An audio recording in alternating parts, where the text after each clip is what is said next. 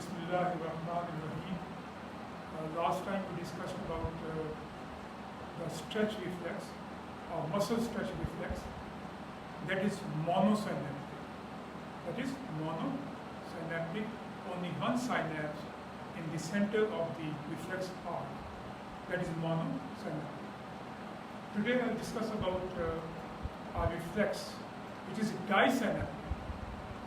It is disynaptic, having two synapses in the center of the reflex arc.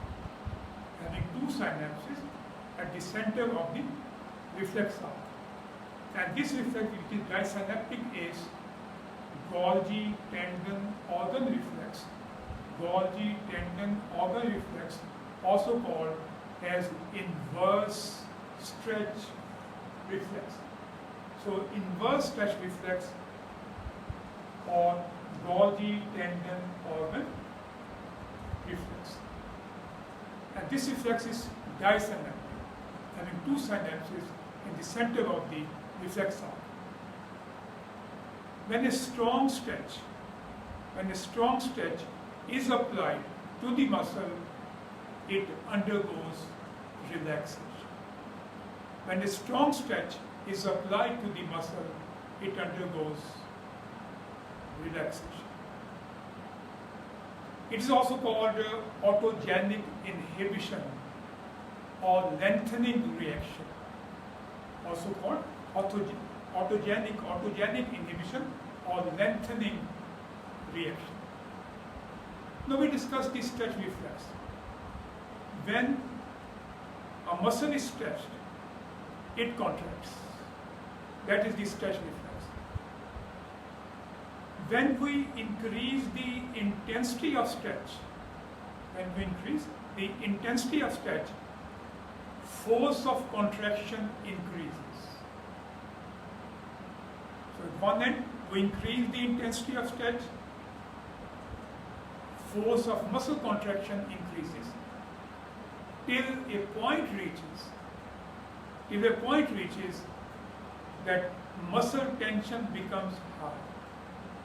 A point reaches that muscle tension becomes high. So when there is high muscle tension, an other type of receptor is stimulated, that is the Golgi tendon organ. Golgi tendon organ. So keep in mind, I told you that when we apply strong stretch to the muscle, it undergoes relaxation. I told you that in the stretch reflex, when we apply stretch to the muscle, it contracts. We increase the intensity of stretch, it becomes strong. Force of muscle contraction increases. So muscle tension becomes high. And high muscle tension, it stimulates the other type of receptor, that is the Golgi tendon organ, and the muscle undergoes relaxation. The muscle undergoes relaxation. Right? Receptors for this reflex are the Golgi tendon organ. And what is the stimulus?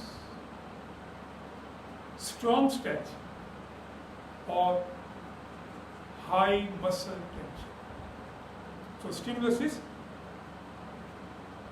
high muscle tension due to strong stretch. Golgi tendon organ, the receptor, their size is 0.5 to 1 millimeter, 0.5 to 1 millimeter. 0.5 to 1 millimeter is the size. It is encapsulated, and these receptors are present at the junction of the muscle fibers and the tendon. The receptors are located at the junction of the muscle fibers and the tendon. 10 to 15 muscle fibers are connected to one Golgi tendon organ. 10 to 15 muscle fibers are connected to one Golgi tendon organ. Golgi tendon organ. When there is excitation of these receptors, the tendon organ Golgi, impulses from these receptors go along one B nerve fiber. Right? When there is high muscle tension, the receptors are stimulated. Which receptors? Golgi tendon organs. Impulses from these receptors go along one B nerve fibers to spinal cord. In the spinal cord, one B nerve fibers synapse with an inhibitory interneuron. You see? The synapse with an inhibiting interneuron, which in turn synapse with the motor neuron. So the motor neuron is inhibited. How inhibited? Through inhibiting interneuron. And when motor neuron is inhibited, it results into muscle relaxation.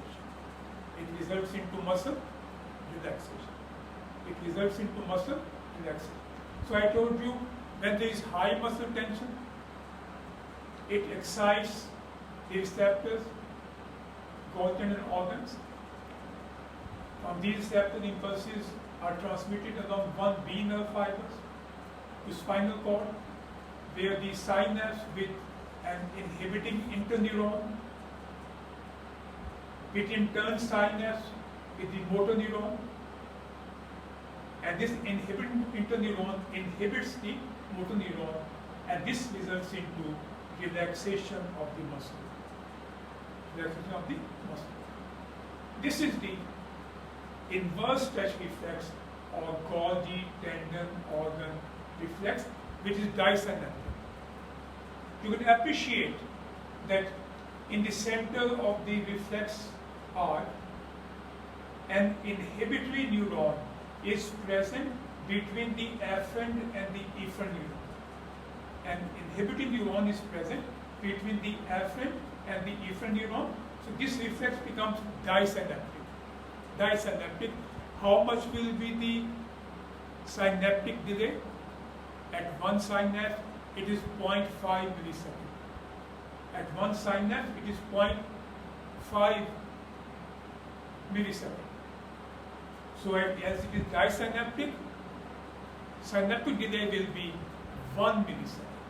So 1 millisecond is the synaptic delay in this reflex, because this reflex is disynaptic.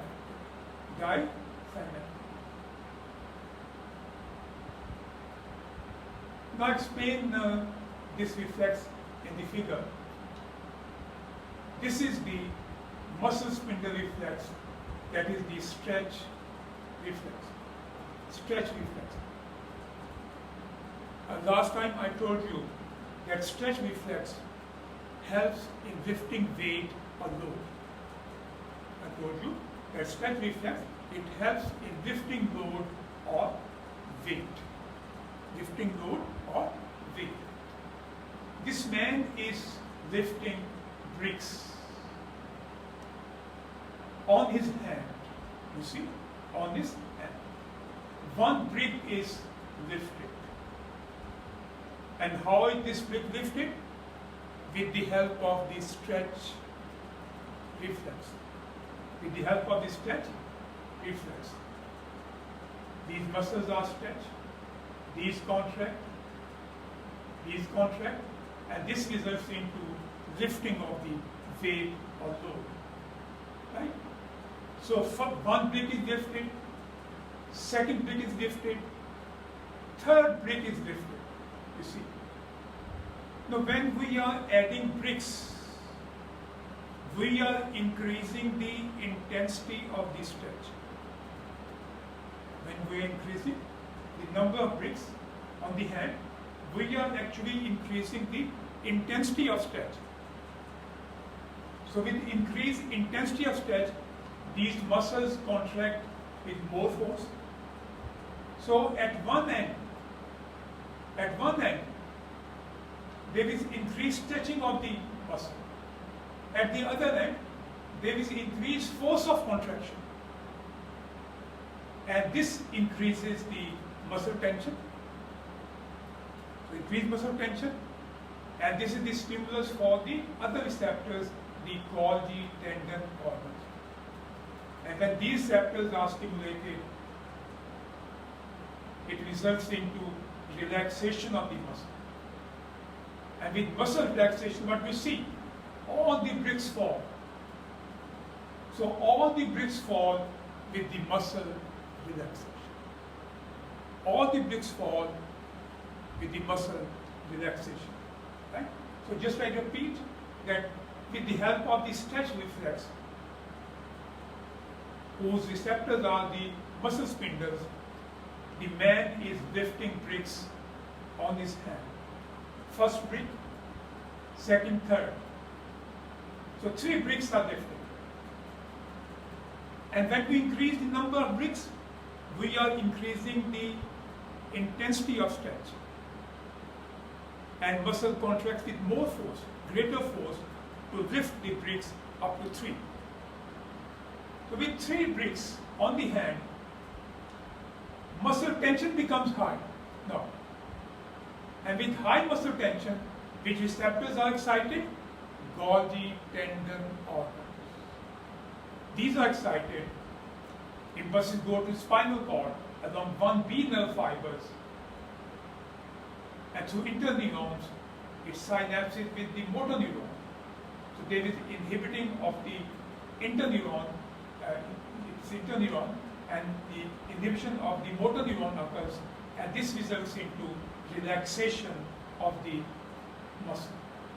And when muscle is relaxed, you see all the bricks fall. All the bricks fall. So the man is lifting bricks with the help of which reflex? The stretch reflex. And the bricks fall with the additional 4th brick, the bricks fall. When you add the 4th brick, the bricks fall. And with this, there is activation of the Golgi tendon organ reflex or inverse stretch reflex, and all the 4 bricks fall because of the activation of the Golgi tendon organ reflex or the inverse stretch reflex. I told you that 1B nerve fibers carry impulses from the tendon organs to spinal cord. Diameter of 1B nerve fiber is about 16 micrometer, and the velocity of conduction is 70 meter per second. Now in the Golgi tendon organ reflex, at one end, we are increasing the number of bricks lifted, and on the other end, the muscle is contracting with greater force. So what would happen? That you are stretching the muscle by adding the bricks on the hand, and on the other side, the muscle is contracting with greater and greater force. So ultimately what will happen, there may be muscle damage. So muscle damage would occur if Golgi tendon organs are not stimulated, not activated. So keep in mind, Golgi tendon organ reflex is a protective reflex. It prevents tearing of the muscle. And prevents detachment of the muscle tendons from the bones, and prevent detachment of the muscle tendons from the bone. So this reflex, which is disynaptic, is a protective reflex. It prevents muscle tearing and detachment of the tendons from the bones. Keep in mind that Golgi tendon organ reflex regulates the muscle tension. It regulates the muscle tension and oppose the muscle tension to become hard, and oppose the muscle tension to become hard. So one of the clinical aspect of this reflex is that is the Golgi tendon organ reflex and also the stretch reflex. In the upper motor neuron region, there is clasp knife rigidity.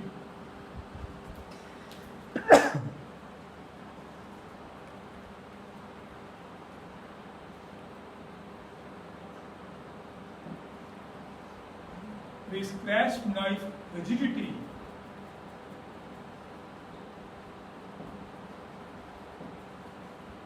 in upper motor neuron region. We also discussed yesterday that in upper motor neuron region, tangent jerks or stretch reflex becomes hyperactive, brisk. Why these become hyperactive or brisk? Because of the increased gamma efferent discharge. Because of the increased gamma efferent discharge, so there will be increased sensitivity of the stretch reflex. I told you that in upper motor neuron region there is clasp knife rigidity. What is that? Suppose there is patient of upper motor neuron region and the doctor tries to flex the arm at the elbow. Doctor tries to flex the arm at the elbow. Now when doctor tries to flex the arm at elbow, there is initial resistance. There is initial resistance. But the doctor go on flexing the arm. After the initial resistance, the arm is flexed abruptly. So after the initial resistance, the arm is flexed abruptly. This is called clasp knife rigidity. What is clasp knife? That when you try to close the knife, there is initial resistance, and after this initial resistance, the knife is closed abruptly. Similarly, the doctor tries to flex the arm at the elbow. There is initial resistance to flexion, but doctor go on flexing the arm. After some time, there is abrupt flexion, and this is called clasp knife rigidity, present in patients of upper motor neuron region. Now here you understand, in upper motor neuron region, stretch reflex is hyperactive, brisk. When doctor tries to flex the arm at elbow, which is the extensor of the arm, triceps. Now when doctor tries to flex the arm at elbow, there is stretching of the triceps. And what is stretch reflex? When the muscle is stretched, it contracts. Now when doctor tries to flex the arm at elbow, there is stretching of the triceps, so it contracts.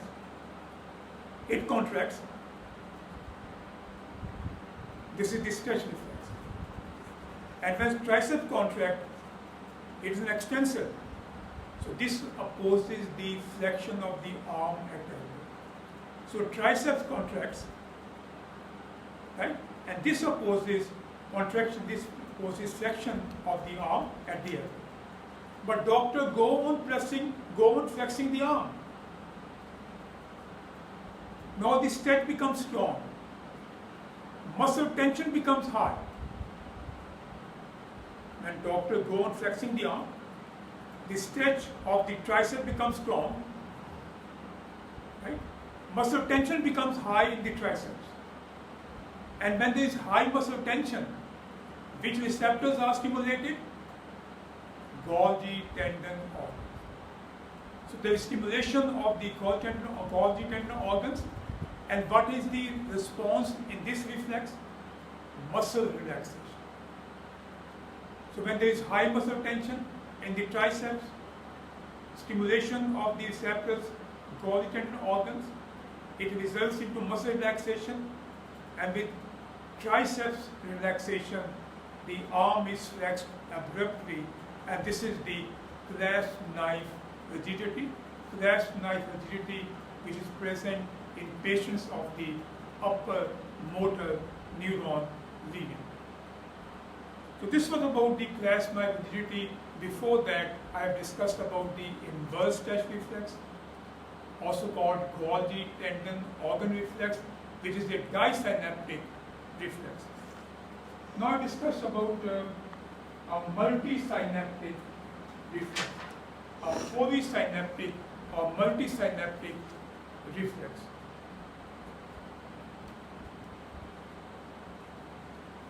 What are the examples of the multisynaptic reflexes?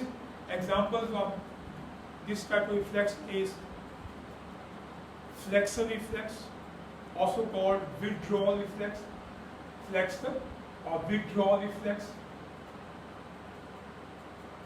superficial abdominal reflex, superficial abdominal reflex, plantar reflex, and also cremasteric reflex. I have given you examples of the reflex which are multisynaptic or polysynaptic. These include the flexor or withdrawal flexor or withdrawal reflex, superficial abdominal reflex, plantar reflex, and also the cremasteric reflex. I am discussing about the flexor reflex or the withdrawal reflex. Flexor reflex or withdrawal reflex.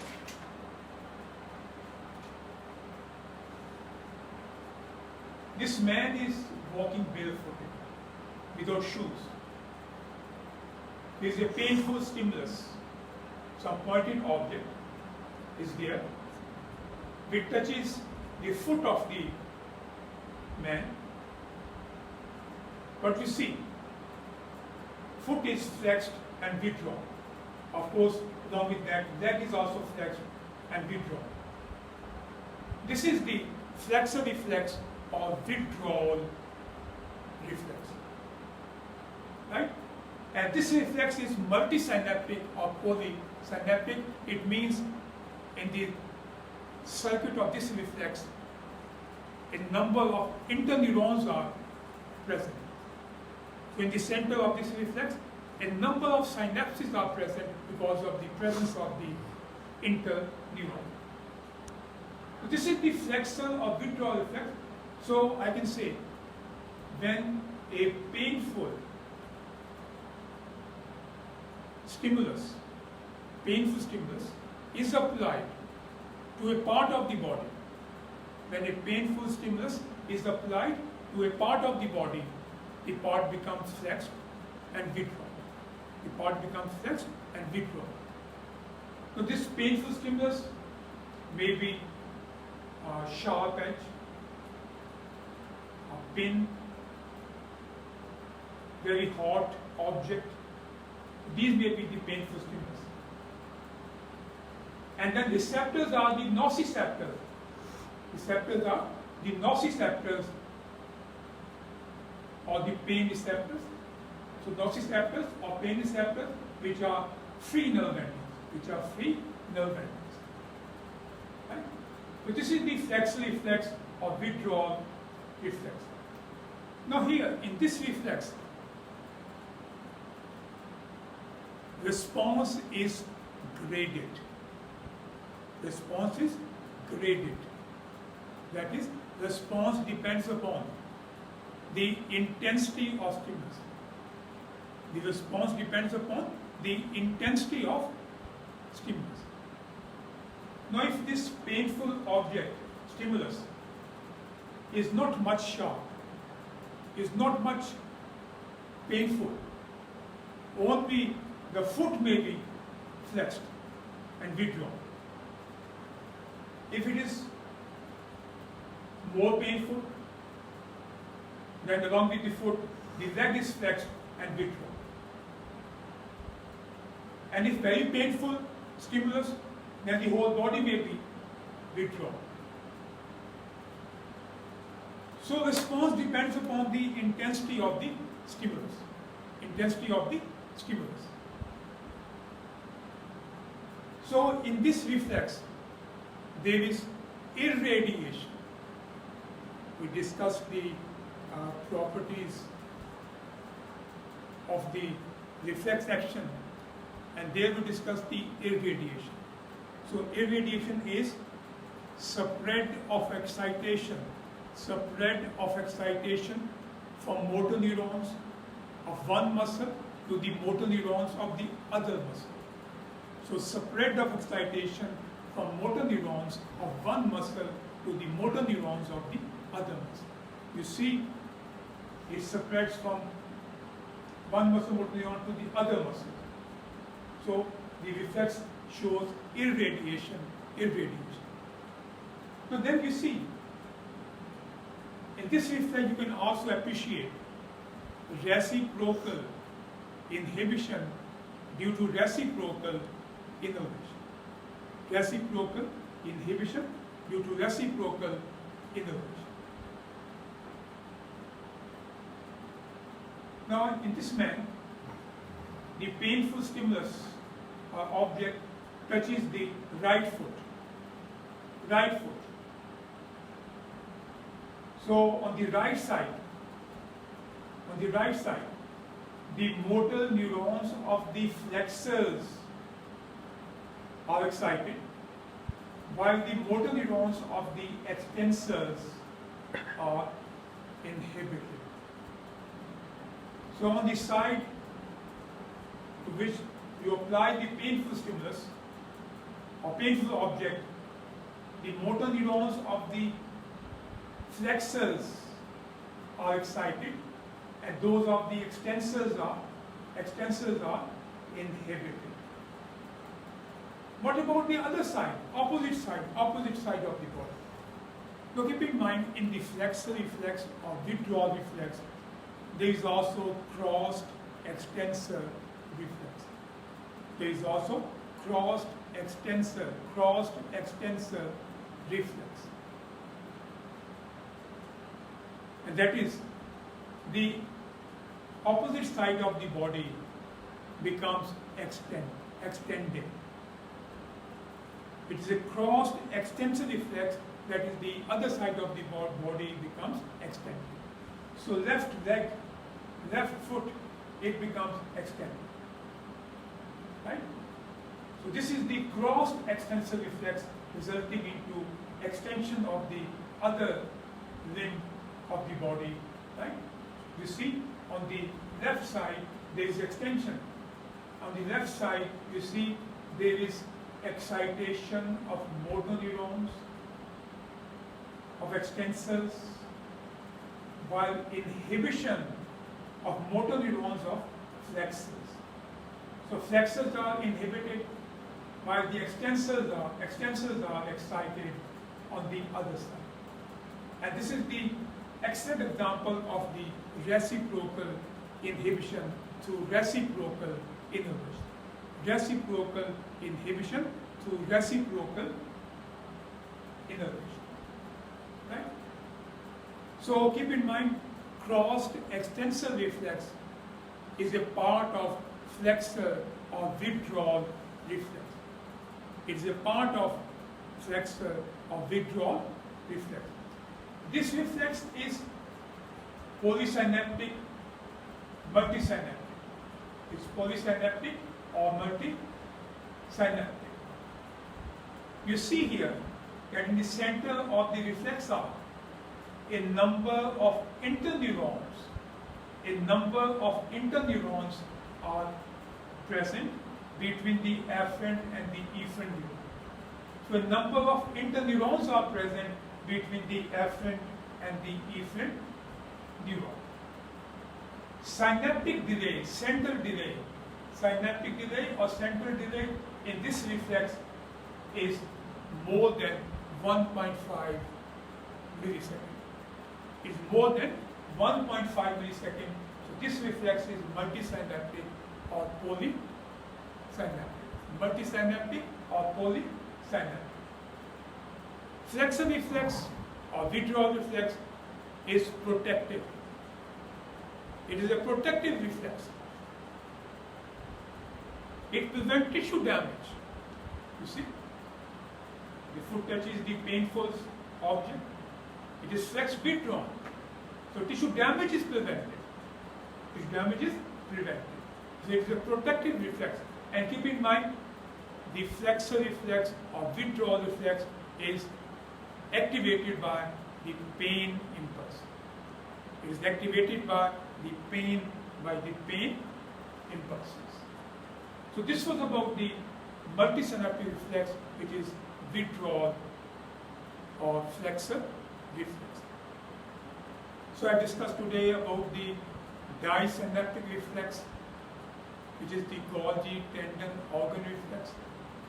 And then we discussed about the multi or polysynaptic reflex, that is the flexor or withdrawal reflex. Right? So we discussed about the three types of reflexes: monosynaptic, disynaptic, and multi or polysynaptic. Now we start discussion on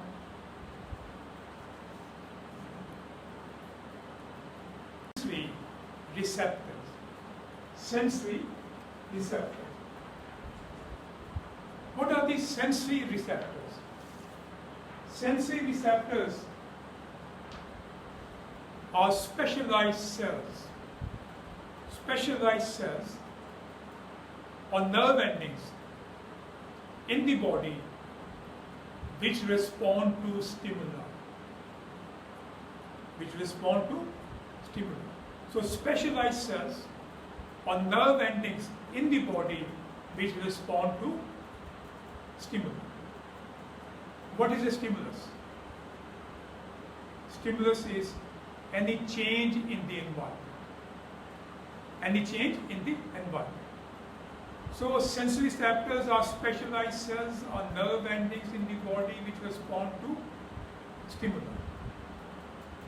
Receptors generate impulses.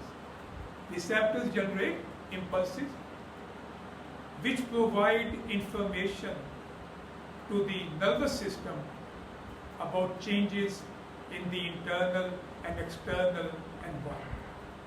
So receptors generate impulses which provide information to the nervous system about changes in the internal and external environment. Receptors are actually transducers. Receptors are transducers which convert various forms of energy into the electrical energy, that is the action potential or nerve impulse. So receptors are transducers which convert various forms of energy into the electrical energy, that is the nerve impulse or action potential. You know different types of stimuli. Stimuli may be electrical, chemical, thermal, hormonal, osmotic, electromagnetic. So different types of stimuli.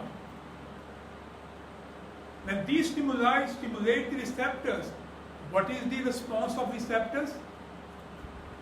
The nerve impulse, action potential. So nerve impulse is generated from the receptors whenever these are stimulated. So these are transducers which convert different types of energies into the electrical energy, that is the nerve impulse or action potential. What is a sensation? Sensation is becoming aware of a particular or specific stimulus. Becoming aware of a specific or particular stimulus is sensation. You know, pain sensation, touch sensation, or you say tactile sensation, sensation of vibration, thermal sensation, right? So becoming aware of a specific stimulus or particular stimulus is a sensation. Sensory receptors may be without capsule. These are called non-encapsulated. Non-encapsulated. Non-encapsulated. And these can be encapsulated with capsule. So receptors can be encapsulated or non-encapsulated. We can classify receptors different types. So I discussed this next.